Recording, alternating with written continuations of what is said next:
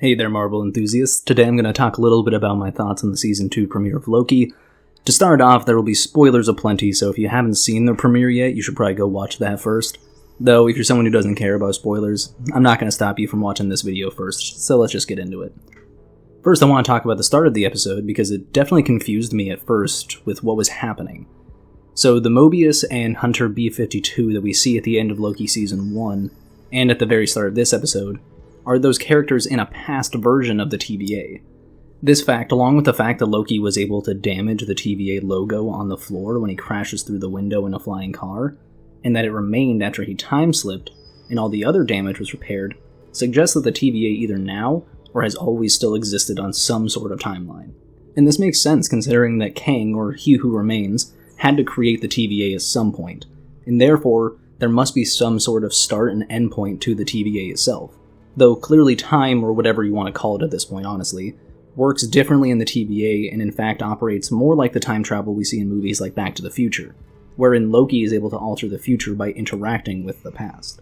This actually ties into a scene that I thought was incredible in this episode, which was the sequence in which Loki time-slips and speaks with a past version of Ouroboros, or OB, who is then communicating with Mobius in the future, and we can see in real time how Loki is altering the past.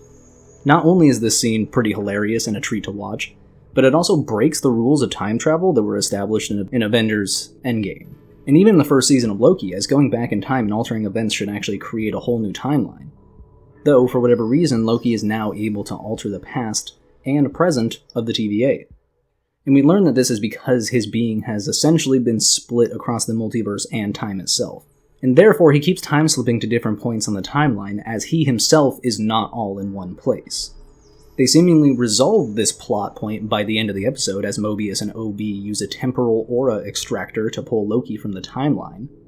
Which, by the way, that whole part of the show was definitely a little confusing, and I love how OB even calls out the fact that the logic of Loki's time-slipping doesn't exactly line up with what Marvel has told us in the past. It was just really great because it felt like a nod to the audience that yes, they understand that the logic of Loki's time travel and time-slipping doesn't make sense with the rules of time travel that have already been established in the MCU, and they use OB to sarcastically break the fourth wall. I thought it was great. I also thought it was interesting in the episode that there now seems to be discord among the remaining leaders of the TVA, as they disagree about whether or not they should continue to prune timelines, though there's a bit of a breakthrough several of them, as Loki time-slips in, and along with his persuasive tendencies and the fact that a timekeeper's robot head is sitting on the table in front of them, they start to understand that they are variants and aren't necessarily beholden to the TVA.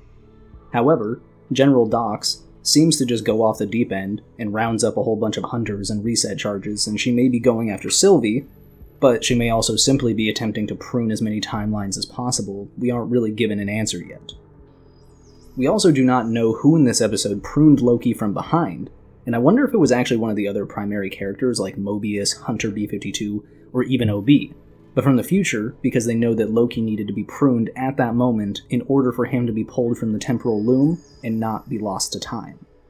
And while I'm not sure who it was that prunes Loki in this episode, I do wonder if perhaps there will be an overarching Ouroboros theme to the season, and perhaps we've seen some aspects of the finale already, as someone knew that Loki needed to be pruned right at that moment. And we also saw a future version of Sylvie that is not Sylvie at the same time period we see her in the post-credit scene of the episode, as in that post-credit scene, she was still in her outfit from the first season and hasn't changed her hairstyle yet. Given the fact that this is a show about time and the multiverse, I suspect that the entire show could end up being out of chronological order, and that characters at different points in time will interact with one another in a series of events that mirrors the concept of the Ouroboros. The initial sequence with OB demonstrates this theme, as Loki starts out in the present/future, and OB is unable to help them. However, when Loki time-slips into the past, he creates a time loop of sorts, as Loki had to go into the past to get help in the future. He went in one big circle to reach his destination. So, I wonder if this whole season will be one big loop of sorts, and characters in the finale will interact with past versions of themselves from the premiere. Heck, wouldn't it actually be wild if it was somehow Loki himself who prunes himself in the back in the end of this first episode? After all, there's still moments of Loki time-slipping from the trailers and teasers that we have yet to see, such as Loki time-slipping to what appears to be a jet ski lot, or the fact that Loki sees himself in one shot of a trailer. Now, sure, Marvel has been known to trick and misdirect audiences with their trailers, though so far the promotional material seems pretty faithful to the show. So I have to imagine that Loki isn't actually done time-slipping yet, and perhaps this ties into his connection with Sylvie, who is out there doing whatever she wants, I guess. And like I just said, this could line up pretty well with one of the shots that we got in a trailer, where Loki actually sees himself, so two Lokis could possibly be in the same time at once. With all that said, though, I thought this was a great episode. If you haven't seen it yet, I hope this video can inspire you to go do so, as this is some of the best content Marvel has released in a little while. And with the Ahsoka show being disappointing to some fans, I really hope that Loki Season 2 can stick the landing. And I think it's onto a strong start.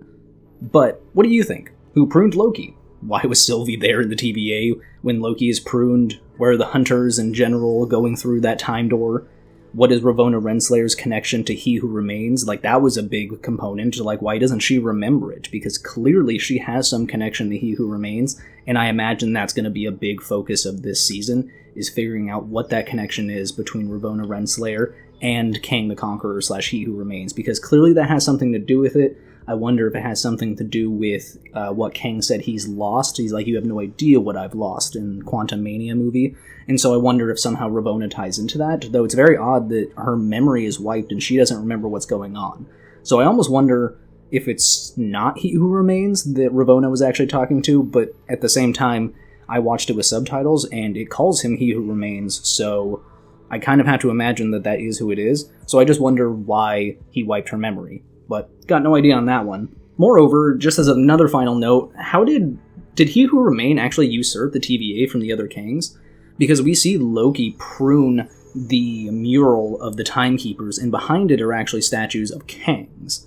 And I wonder how this actually connects into He Who Remains being in control of the TVA, because it is interesting that the TVA still exists here even without Kang, or He Who Remains. And so I wonder if in some way maybe there were actually previous Kangs that were in control of this, and then He Who Remains usurped them with Alioth, took control of the TVA, and now that he is gone, perhaps those Kangs that we see at the end of Quantum Mania are actually going to try and come back at some point in the season and take back control of the TVA.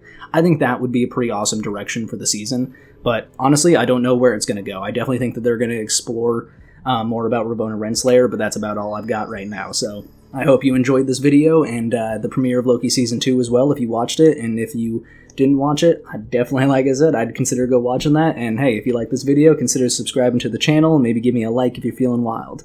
I'll see you in the next one. Peace out.